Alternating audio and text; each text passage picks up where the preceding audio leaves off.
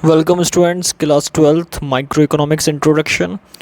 इस वीडियो में हम डिस्कस करेंगे micro economics part number 6, production possibility curve. Production possibility curve को प्रोडक्शन पॉसिबिलिटी फ्रंटायर भी कहते हैं। तो इसके हम यहाँ पे मीनिंग पे डिस्कस करेंगे कि इसका प्रॉपर मीनिंग क्या है और इसका कंसेप्ट क्या डिनोट करता है हमें प्रोडक्शन के बारे में, कि कितनी पॉसिबिलिटीज़ शोज़ होती है कॉम्बिनेशंस ऑफ प्रोडक्शन का यूज़ करके, वो हम इस वीडियो में डिस्कस करेंगे। सबसे पहले बात करते हैं प्रोडक्शन पॉसिबिलिटी कर्व की डेफिनेशन की। Production possibility curve is a curve showing different possible combinations of two goods which can be produce with the available resources. Production possibility curve क्या शो करता है? डिफरेंट कॉम्बिनेशंस बताता है, like a good x and good y. दोनों good के combinations, दोनों का use करके किस तरीके से हम किससे प्रोडक्शन का ज़्यादा सेटिस्फेक्शन मिल रहा है, उसको हम आगे अवेलेबल रिसोर्स के थ्रू प्रोड्यूस करेंगे। लाइक गुड एक्स है तो गुड एक्स के लिए अवेलेबल रिसोर्सेज है, तो यहाँ पे हम गुड एक्स को ही प्रोड्यूस करेंगे, गुड को वाई प्रोड्यूस नहीं करेंगे। एंड गुड वाई का अगर अवेलेबल रिसोर्स है तो गुड वाई को प्रोड्यूस करेंगे, एक्स को सेक्रीफाइस कर देंगे। तो production possibility curve different combination बनाता है, कि कॉम्बिनेशन बताता है कि किस गुड्स के लिए ज़्यादा रिसोर्सेज अवेलेबल है, उस रिसोर्सेज का यूटिलाइज हम कर सकते हैं, और एक पर्टिकुलर टेक्नोलॉजी पे यानी कि पर्टिकुलर मशीन पे किस तरीके से हम कर सकते हैं। That is a production possibility curve, जो हमारे पॉसिबल कॉम्बिनेशन शो करता है किसी भी दो गुड्स के बीच में, two goods which can be produce with the available resources.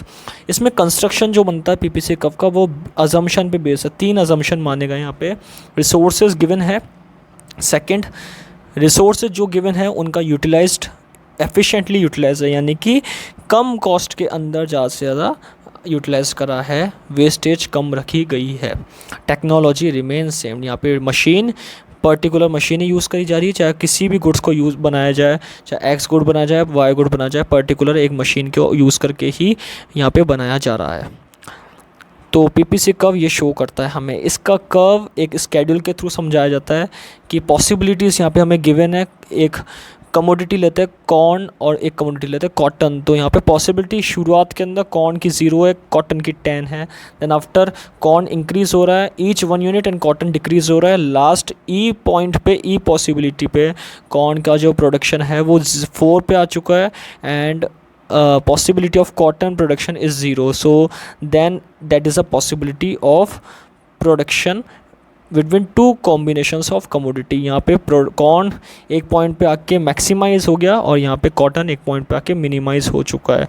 तो इसी तरीके से इसका कर्व बनता है। एक्स एक्सिस यानी कि ओ एक्स एक्सिस कॉर्न को डिनोट करता है और ओ वाई एक्सिस कॉटन को डिनोट करता है। यहाँ पे कॉटन डिक्रीज़ हो रहा है ओ वाई एक्सिस से।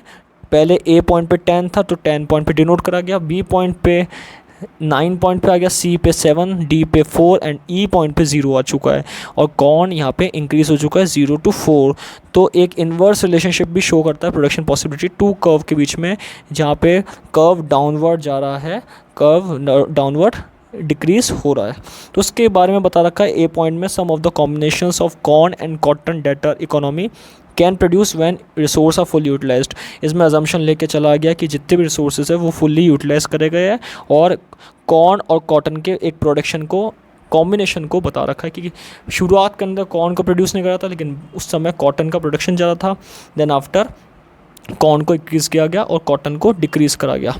B point, if all the resources are used in production of corn, the maximum amount of corn that produce 4 units, and if all resources are used in production of cotton, that most 10 units of the cotton can be produced।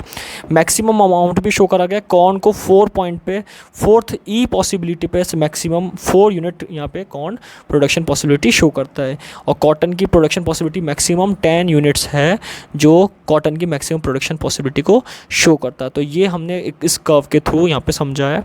इसके आगे इसी curve के अंदर बताया गया है कि any point of below the curve represent a combination. किसी भी पॉइंट पे कॉम्बिनेशन को शो कर रहा है कॉटन और कॉर्न के, जो एक इकोनॉमी के अंदर प्रोड्यूस हो रही है पर्टिकुलर रिसोर्सेज का यूज़ करके।